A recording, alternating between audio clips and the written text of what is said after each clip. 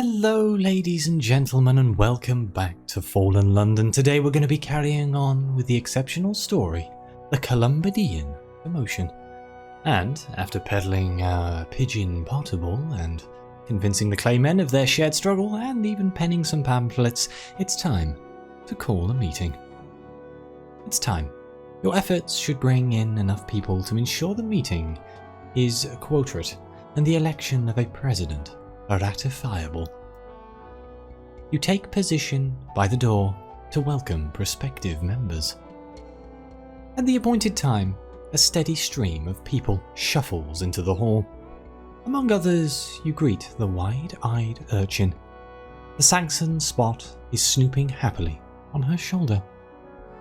You take the name of each as they enter. You've done well. You have more than enough for the meeting to be quotient. Convene the re-inaugural meeting. As acting secretary, it is your job to call this meeting to order and supervise the election. Respective pigeoneers fill the seats. Everyone from claymen to regrettably hungry-looking urchins is united in strange curiosity. At least, for now. Most won't be back, but that's of no matter. You need a quorum only to elect a president. Then you can ratify the society. You take the podium and the room falls quiet. Quiet, that is, but for the happy hooting of the pigeons in the rafters. You welcome the provisional members and move to the first and only item of business. The election of the president of the Philoperisteron Society. In the front row, the Unremarkable Fancier stands. He's made himself presentable, going so far as to clean off the pigeon leavings from his head and shoulders. As all eyes fall on him, he touches the depression in his shoulder for luck. I nominate myself. So we have three options. We can second the Unremarkable Fancier. He needs a second to make the nomination stick. We can nominate the presumptuous Petty Fox. You've spotted her at the back of the room, clearly preparing for a dramatic entrance. Or we can nominate the delightful Dove. None of the statutes declare that a pigeon cannot be a president. So which do I feel would be a better option? I don't want no pigeons to be in London, so I'm going to second the Unremarkable Fancier. The Fancier gives you a steady nod of thanks. You leave things open for a few moments more. The wide-eyed urchin almost puts herself forward, but turns it into a cough instead. With only one second nomination, you might be able to get this through on the nod. The presumptuous Petty Fox clears her throat. Before you rush so hastily on, I would also like to nominate myself. You need someone to second her for it to be official. For a moment, it looks like this will be over before it's begun, but she clears her throat again, and a shameless paperboy leaps to his feet. I second the nomination. Let's consult the statutes. So, there's to be an election. What do the statutes require? It seems that an election of the president of the Philoperisteron Society takes the form of a pigeon race. In the society's former life on the surface, this would have represented a candidate's stock of quality homing birds. The candidate with the greater number of birds successfully returning to their loft would win.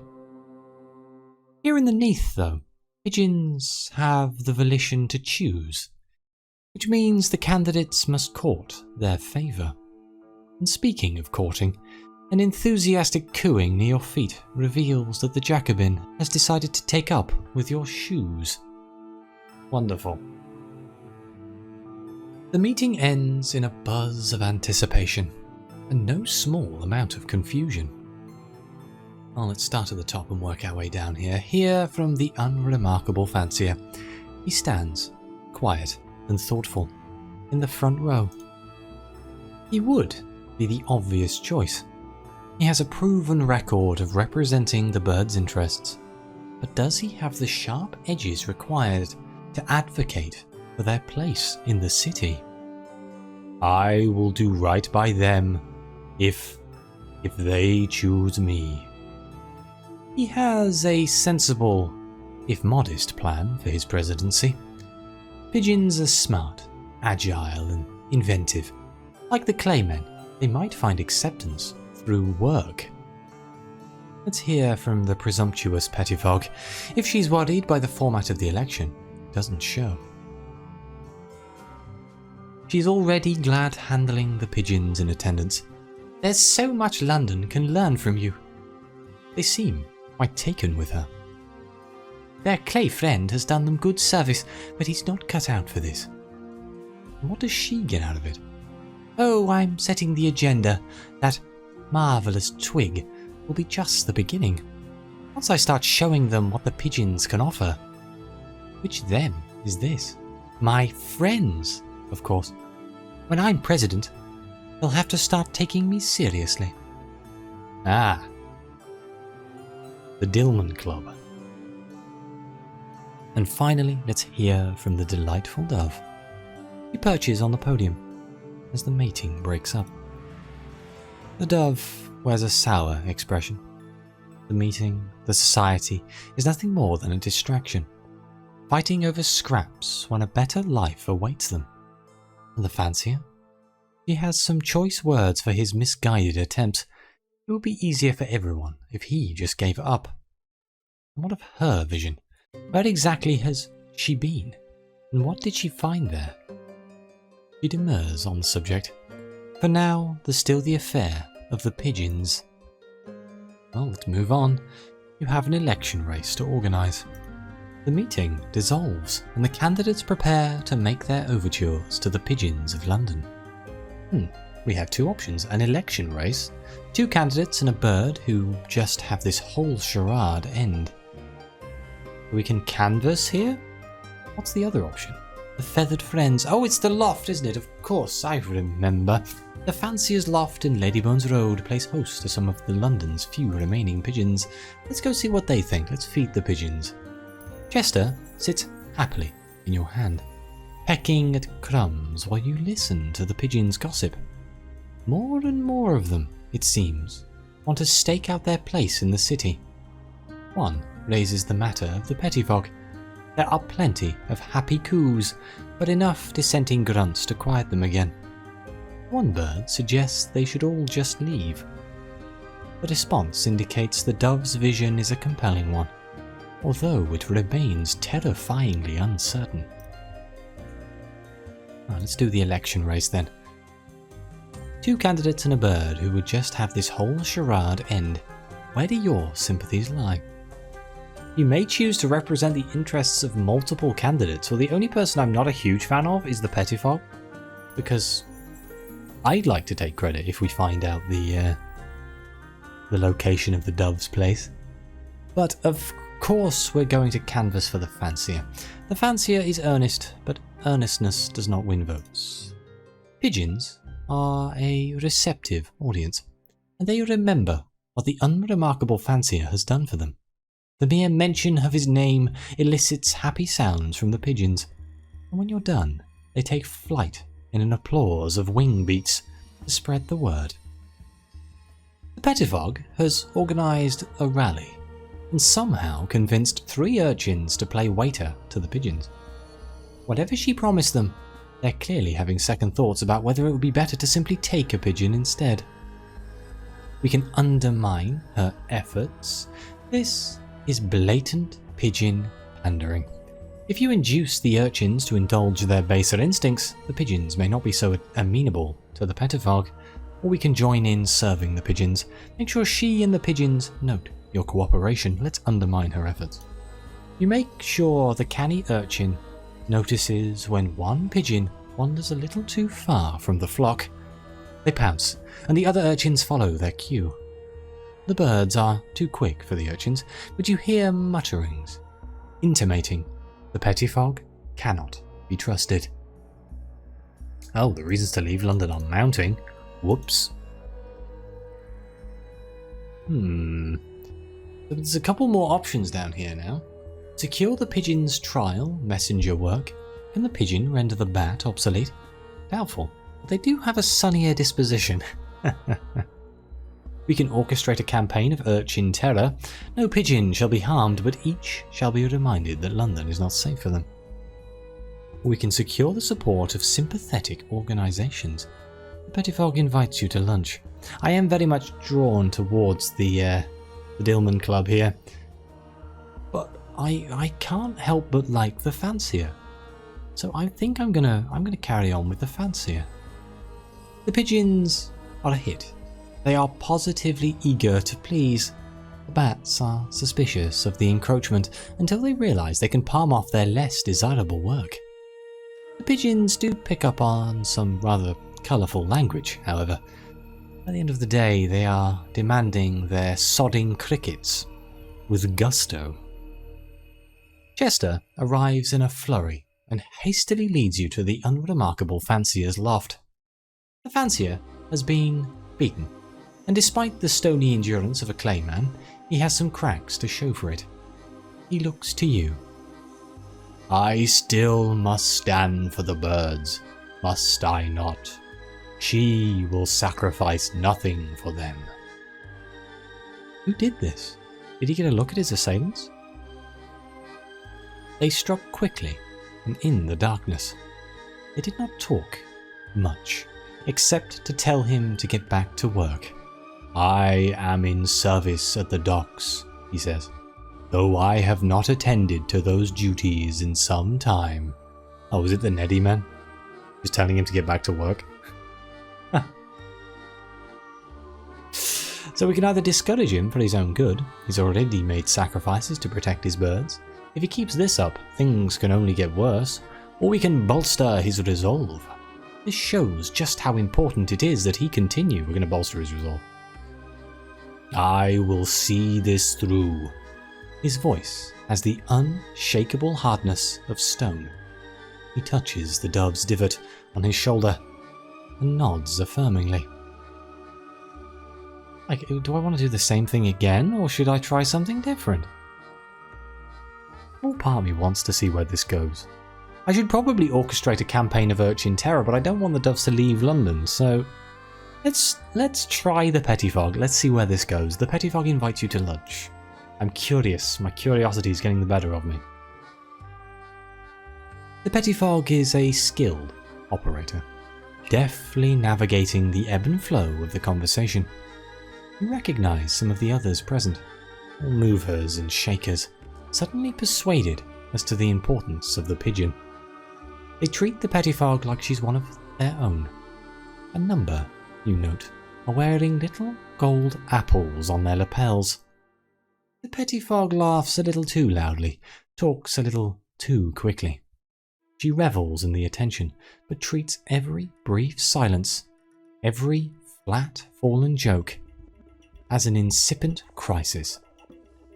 Still, she gets what she wants out of the meeting. After a hearty lunch, pristine bird boxes begin to appear around the city, bearing the Petty Fox imprint.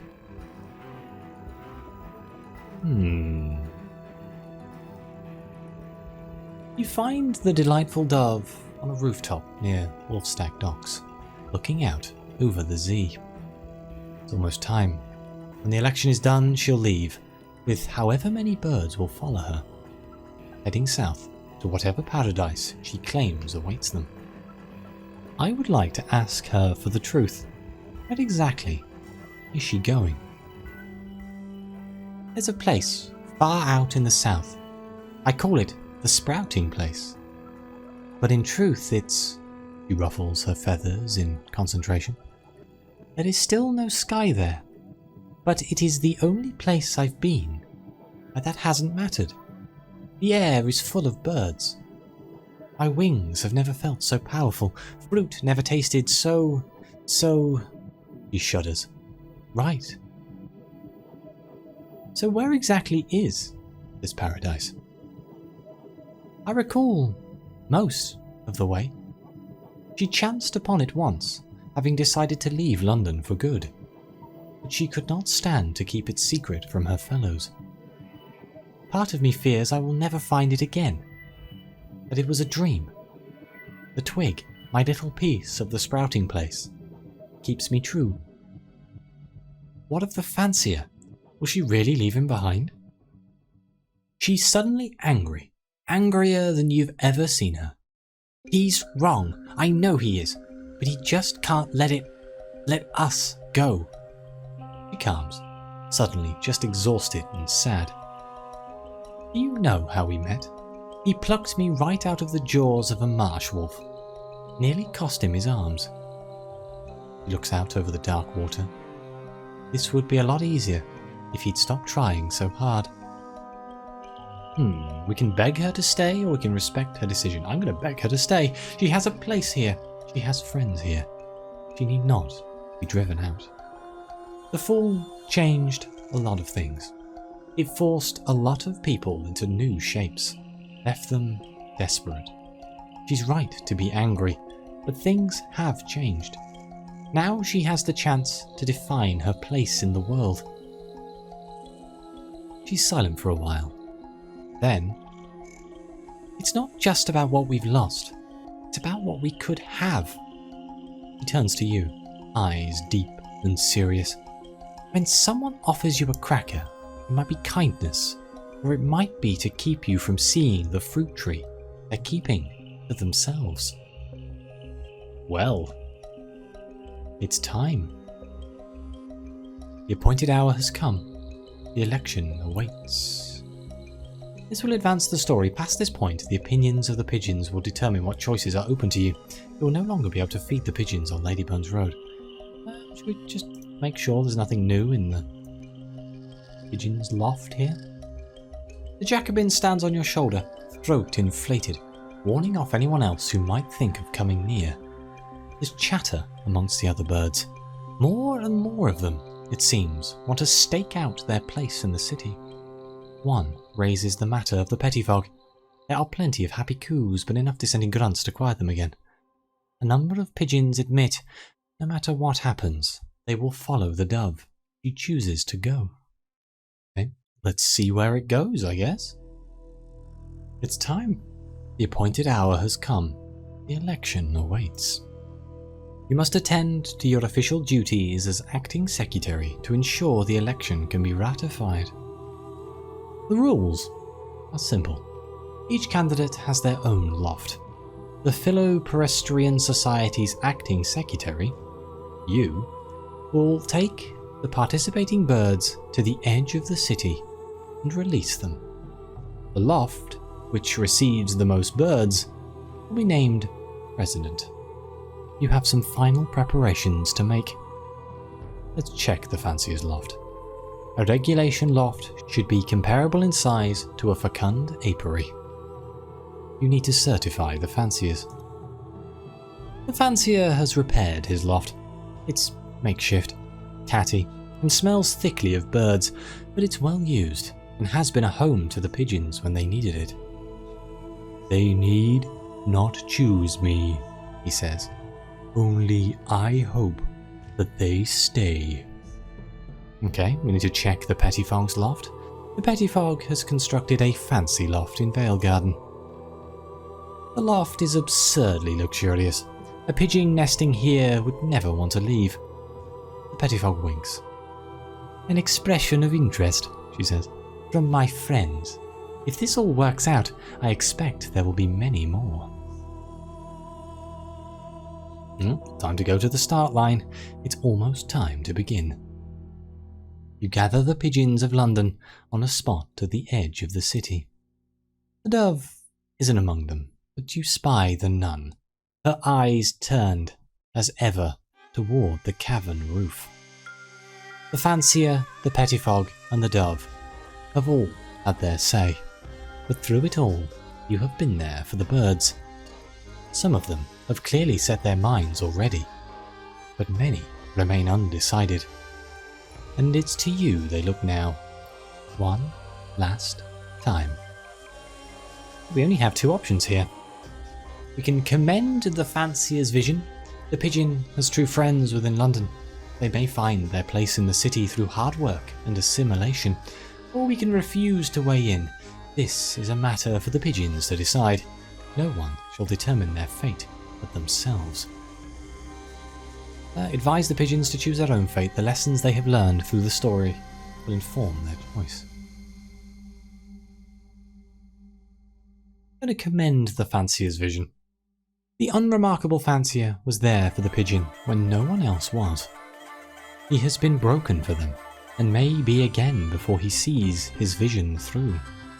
He will give his whole self to make London a home for them again, if that's what it takes. The price of that is learning to be useful, and the pigeon is a consummate working bird. Birds begin a rolling chorus of coos. They're eager to get flying. The race begins from the outskirts of London. Let's release the birds. The pigeons are to set off from baskets, in keeping with tradition. It was not a requirement of the statutes, but the pigeons were too excited by the idea to let it drop. On your mark, the birds burst into the sky, in a scatter of wing beats, heading for the city. You follow after. The birds do not turn straight for their destinations. This is not that sort of race after all. Instead, the great flock wheels around the city. This is the first time in a long time that they have truly blown like this, all together, confident in themselves and safe in their numbers. Let's see if we can divine the disposition of the flock. Which candidate carries most favour among the birds? The matter is not yet settled. This flight is more than a functional. It is an argument all of its own. The shape and texture of the flock changes with the opinions of its members. Eventually, it will divide. The flock is beginning to fragment into smaller flights as the pigeons engage in their private politics. It still merges back again, and every time the composition of each has changed, the end is nearing. Let's follow after, follow the course of the race. Look, Londoners walking the streets pause and turn, eyes skyward as the flock passes over. Some shake their heads and tut at this incipient plague of rats with wings, which is of course just what London needs right now. But most just watch, mesmerised by this unexpected joy. "There," says a dapper administrator. "Pigeons!" The awe in her voice renders it the highest of compliments. The flock wheels and gyres, disagreements are had, minds are made up, friendships are broken and forged with sadness and relief. And all the while, the birds dazzle London with their flight. Let's pursue the birds to the heart of the city. You're all it takes that you keep a close eye on the proceedings. Work comes to a halt down in Workstack Docks as a team of claymen unloading a clipper set down their loads to gaze, fascinated, at the whirling pigeons. The birds finally divide, heading voraciously for Ladybones Road, Vale Garden, and the docks. Let's conclude the race. It is time to end this affair. The race is done. All that's left is to count the birds. Let's tally the results. Take the totals from the candidates' lots. Hey look, there's a victory for the unremarkable fancier. Lovely. The pettifog has drawn her fair share of birds, but the fancier's loft has been overrun. He stands, stunned, covered head to toe in excited pigeons. Thank you. A triumph, but a shame that he wore his best clothes. The pigeons sound off happily as you make your way past. There's an aura of anticipation and nerves over the crowd. In the centre waits the dove, looking determined and proud. Well, let's announce the result. Name the unremarkable fancier as the re-inaugural president. The unremarkable fancier takes to the podium. Thank you for this honour. He looks together, prepared.